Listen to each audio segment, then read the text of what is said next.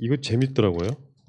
미래통합당의 초선 의원들이 그 미국에 가면은 플로이드 씨의 죽음에 관련해서 불복종의 의미로 그 한쪽 무릎 꿇고 하는 그걸 뭐라고 합니까? 퍼포먼스?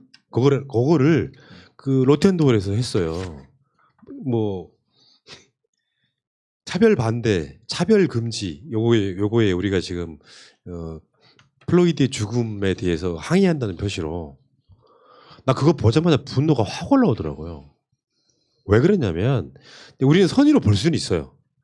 선의로 볼 수는 있는데 엊그저께 KBS 모 프로그램에 이 김용민 민주당 의원하고 열린민주당 최강욱 의원하고 미래통합당 국회의원 2명하고 나와갖고 토론을 2대2로 하는 것이 좀 포맷이 좀 특이한 프로그램이 하나 있더라고요.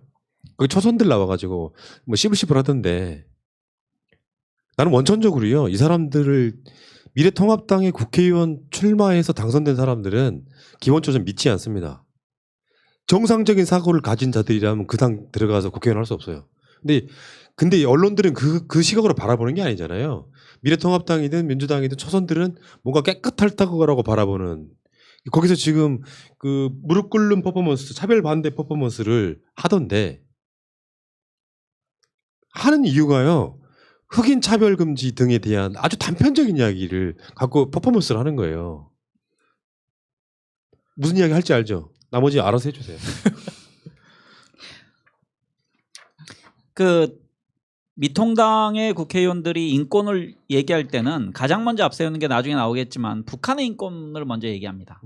하지만 우리는 북한의 인권을 먼저 얘기하기 전에 우리 사회에서 지금 진행되고 있는 차별에 대해서 먼저 그 반성을 해야 돼요. 미통당 국회의원들은. 그러니까 미통당을 중심으로 지역, 그다음에 가지지 못한 자들, 배우지 못한 자들에 대한 차별이 지금까지 수십 년 동안 행해진 거거든요.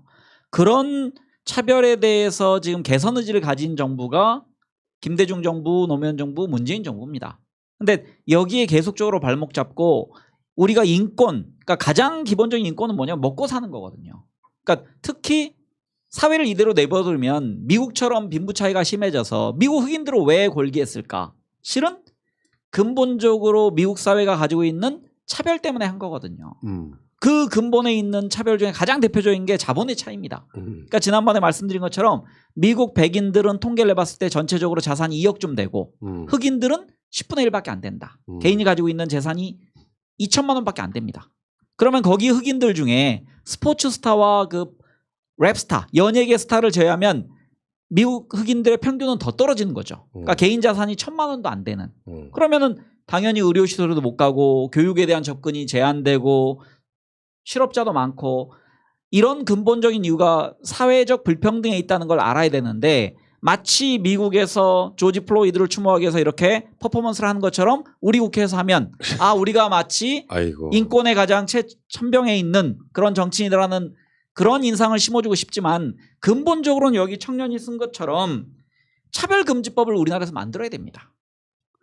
거기에 대해 먼저 법률적으로 얘기를 해야지 이런 국회 로텐도어에서 이런 뭐 퍼포먼스만 한다고 해서 쇼한다고 해서 국민이 곱게 바라볼 리가 없는 거죠. 이 사람들 성명서에서 했던 말인데요. 차별은 나와 다름을 인정하지 않고 너와 나를 나누는 이분법적 시각에서 시작된다.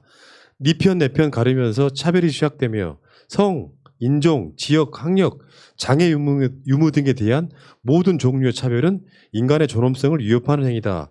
이런 퍼포먼스를 하기 전에 그러니까 간단히 말하면 이 사람들 퍼포먼스는 미국 그 흑인들에 대한 이 탄압에 대해서 우리는 저항한다 이런 의미를 갖고 이야기를 했는데 당장 얘네들 당이 5.18에 취한 태도, 성소수자의 취한 태도, 세월호 유가족들을 대하는 태도 이런 것들이 하나도 안 바뀐 상태로 이 퍼포먼스를 듣자마자 그 생각했어요. 욕이 확 튀어나오려고 네네. 그러니까 초선 의원들이 뭔가 해보겠다는데 욕부터 할 마음은 전혀 없거든요. 해도 돼요. 하지만 악플도 달리는데 차별의 행위 주체였단 말입니다. 그들이 얼마나 긴 시간 동안. 그러니까 조소와 비아냥이 안 나올래야 안 나올 수가 없습니다.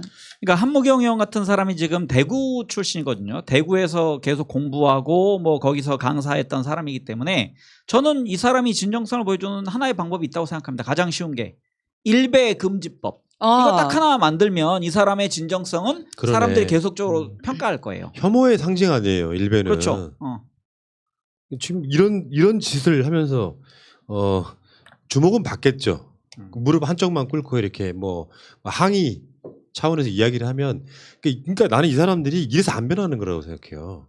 이런 쇼를 하면서 미국 흑인들에 대한 차별 뭐 이런 이야기는 항의하면서 뭐 우리는 거기에 동조한다 이런 이야기를 하고 있지만 사실 대한민국에서 일어나는 그런 거 있잖아요. 북한 인권 이야기하는 놈들이 결국에 대한민국에서 벌어지는 온갖 차별과 불평등에 대해서는 한마디 하지 않는 왜?